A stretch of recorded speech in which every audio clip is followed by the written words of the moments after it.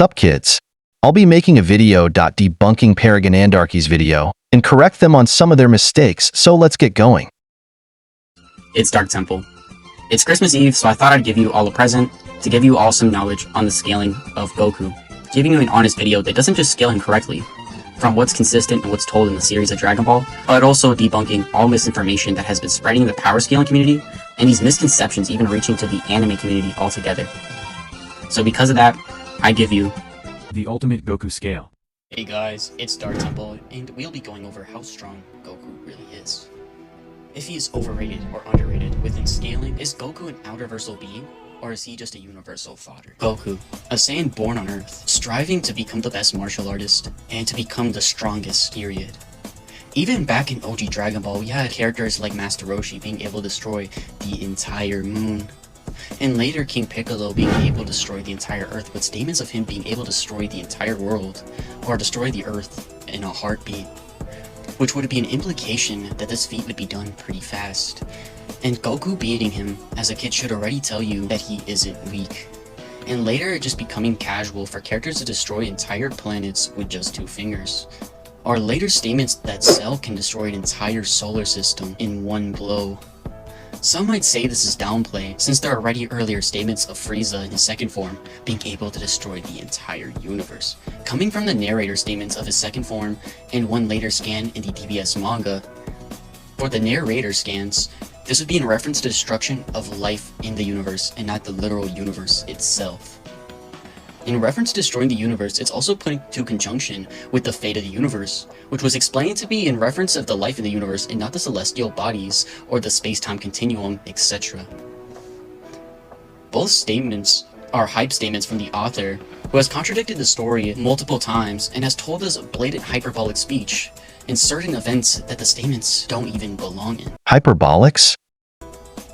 And has nothing to do with the plot of the episode whatsoever. There's no such thing as hyperboles in Dragon Ball.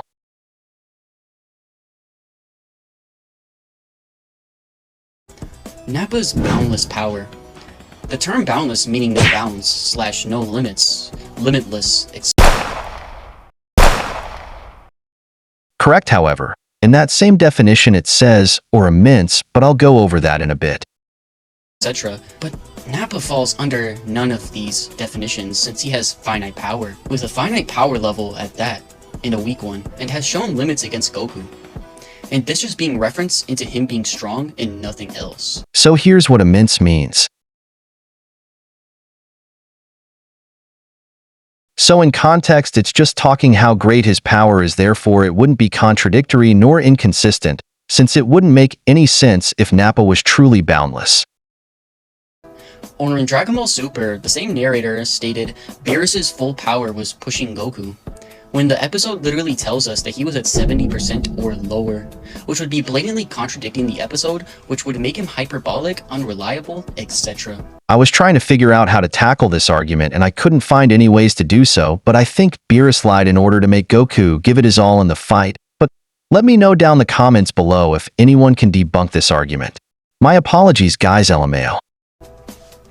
And for the DBS manga statement in metaphorical terms, that's all. And for feats, unless you want to use some dwarf star to solar system weird calcs for the anime, there's no other way of getting Frieza higher than star level in Z. What? Bro, what are you talking about, man? And for people who say that Frieza's power is in another dimension, so that means he's like higher dimensional or some shit, that would make characters in even Demon Slayer higher dimensional, with statements of Kokushibo and his speed being in another dimension. And when we use the term dimension, it's referring to levels, like another level or higher level, not mathematical dimensions. And even if we said the statement was in reference to dimensionality, the statement comes from a guidebook that is based on Dragon Ball, and nothing else, from Mexico. Which the argument Dragon Ball fans make to say that this guidebook is canon is that it's published by Shueisha. That doesn't automatically make it canon, but just licensed, along with other guidebooks that we'll be going over, so stay tuned. Ah shit. Here we go again. Did you know that all my viewers are not subscribed? Make sure to like and subscribe to this video, so yeah. And for universal cell arguments, is just him being stated that he can put everything to an end in reference to the fight and the Earth, and later the entire solar system. In the anime, there was some who questioned in the universe if Cell was really capable of destroying the entire universe, but that would leave it as just a question, and nothing more. While you may argue that it's just a question, Cell's power was felt in New Namek, which is on the other side of the universe, and without a doubt, he can absolutely wipe out the entire living universe since he's massively above Namek Saga Frisia.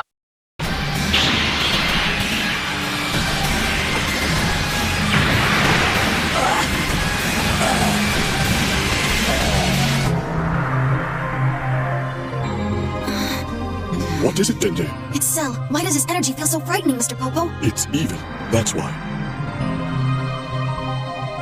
Gohan.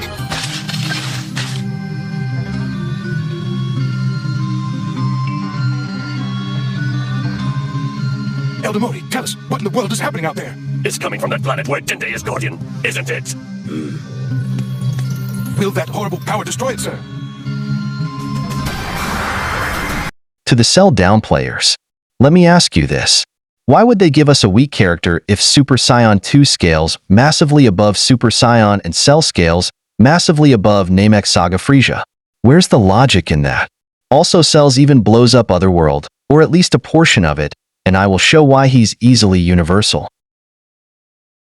Could have called first.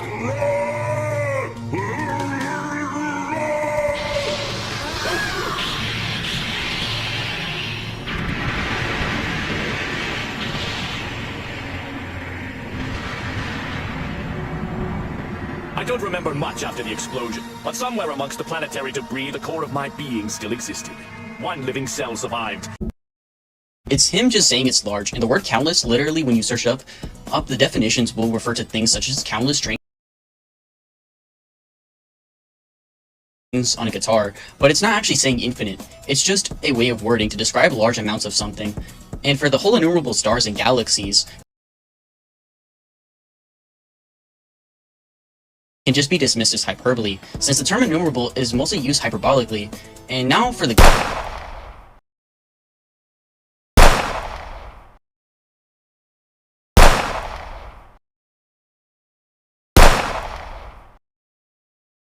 good stuff. The living universe is referred to as a curved universe by Toriyama, and even with the physical representation which is shown, which the Dragon Ball universe follows Einstein physics, which would mean the universe being curved would have to be finite, not infinite. But if it isn't enough, in the Namek Saga, it actually disproves all infinite universe arguments, as Namek is on one edge of the universe, and Earth is on the other edge of the universe. So the distance between both planets would have to be infinite, right? That would make it finite, because as long as there's an infinite distance between point A and point B, there wouldn't be any contradictory behind it being infinite, but it is when Bulma can calculate the distance between these two planets and come up to a finite number. And for people who don't understand this, let's put it into perspective. So imagine a universe, right? And there is planet X and planet Y. Planet X is on one edge of the universe, while planet Y is at the other edge. The distance between two planets would conclude the distance of the universe. If the said distance is finite, then the universe must also be finite. And for the Dragon Ball universe having things like edges and centers, along with it being a curved universe, which we just went over, would just make it more consistently finite than it being infinite. So any high universal arguments for Kid Buu and Buhan would absolutely be debunked. First of all, she lacks space knowledge. Second, she's just talking about the discovered part of the universe. Third, she gets debunked by Jocko, and fourth, center can also mean middle.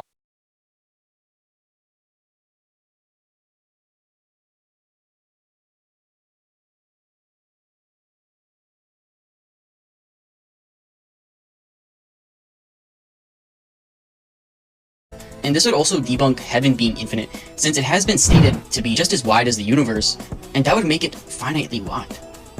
And when Goku fell into hell, proving the distance between the clouds of the afterlife and hell isn't infinite, and for Enma's realm in the afterlife shown to be not that large, not even city level size. And just to be a place to escort spirits to either heaven or hell, and being finite distances away from King Kai's planet via Snake Way, and with King Kai's planet and the North Kai and East Kai and West Kai's planets all being finite distance away from each other, and heaven would represent the afterlife. And all these planets being finite distances away from heaven would represent the afterlife as another finite part of the universe. And for the demon realm just being three worlds being represented as just three huge planets and nothing else, for even in Daima saying that it is actually smaller than the universe would just make this much more consistent. When it says it's wide as the universe, it's talking about how huge it is in comparison, since you literally showed the scans. And no, this doesn't debunk anything, nor does it mean it's small by any means. Gohan! Gohan! Come on out, it's Gohan! us! Gohan, hey! Son, where are you? Gohan! Hello? It doesn't seem like we're ever going to find him.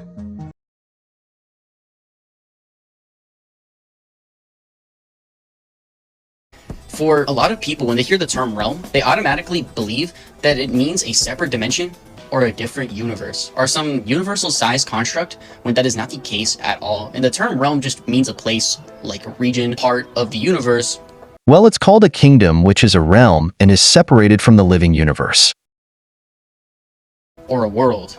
Even though that would make all of Universe 7 altogether finite in size, wouldn't change the fact that it would be thousands to even millions or billions or beyond that times larger than our own observable universe. And after the Buu Saga, at the start of Super, Goku and Beerus just clashing fists can destroy this entire universe and all its parts. And some might argue it's fourth to fifth dimensional to even outerversal, which would be far from the case. Now onto the Afterlife, being outerversal. So to start with the weird fake translation of the transcending dimension scan of it being transcendental to dimensionality, what does that even mean? The term transcendental refers to something spiritual. What would that mean for something to be spiritual to dimensionality?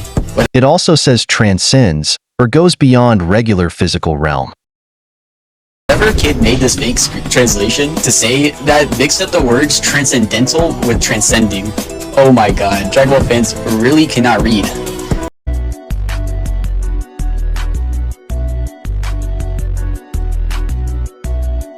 Now onto the next outerversal argument for the Afterlife, is that there is no concept of time, so there cannot be any concept of space, so no concept of dimensionality would automatically make it outerversal.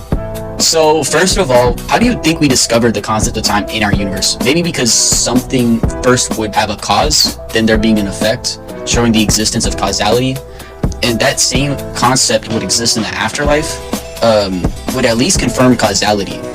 But obviously within fictional works, that could just be an inconsistency.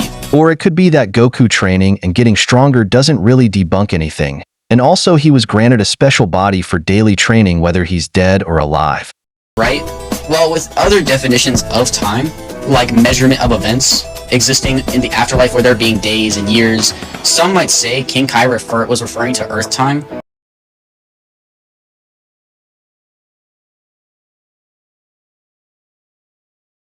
But he was making a clear distinction that time is different in the Afterlife. There's literally no time in the Afterlife. Not that there isn't time.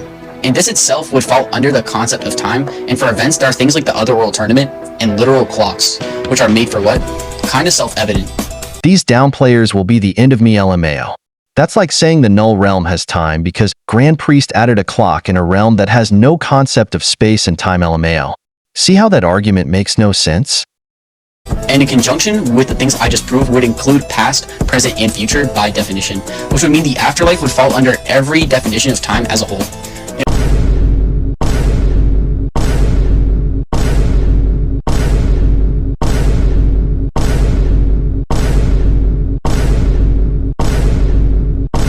For space existing, we see gravity exists on King Kai's planet, which would prove space would have to exist along with that, and the snake way proving distance exists.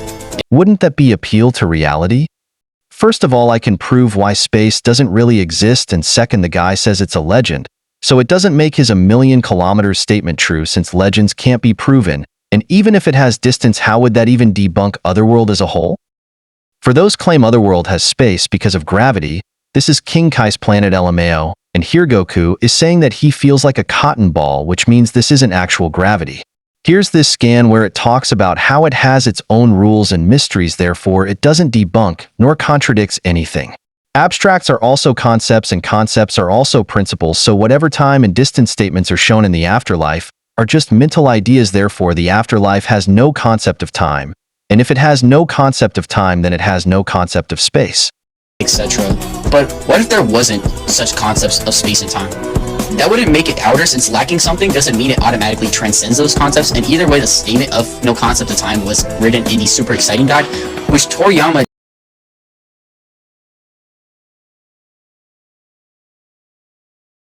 did not write, and neither did anybody from the Dragon Ball staff. But what about the other arguments? Like King Kai calling the living world a corporeal world, which is actually a fake scan, and along with it being a fake scan, if What fake scan? Both scans mean the same thing where King Kai is talking about the living world LMAO. you just think the Viz translation is wrong, the kanji actually says nothing about corporeal world that was being stated, so that argument is irrelevant. And for the I don't see how that dismisses the two scans that you showed. In that scan that you just showed, King Kai is talking about the living world. Here, let me explain. Here he says that he never thought such a being could exist in the corporeal world. Here it says he never imagined someone like him existed in the lower realm. And here it says he didn't know he was down there, and Gohan refers the living world as the lower realm. statements of Goku saying this world where you have time being taken out of context, since the context of the scan is referring to his time limit on Earth, and that when he went Super Saiyan 3 that it shortened that time limit, so he had to go back to the afterlife sooner. So he had to go back to the afterlife sooner than his original limit intended, when it was referring to him being more intellectual than Trunks. When explaining to Trunks that he understands the truth of all things in the universe, which actually gets misunderstood as him understanding all of dimensionality, time and space, etc. Here's why Cell is universal bare minimum. Take a good look at these scans.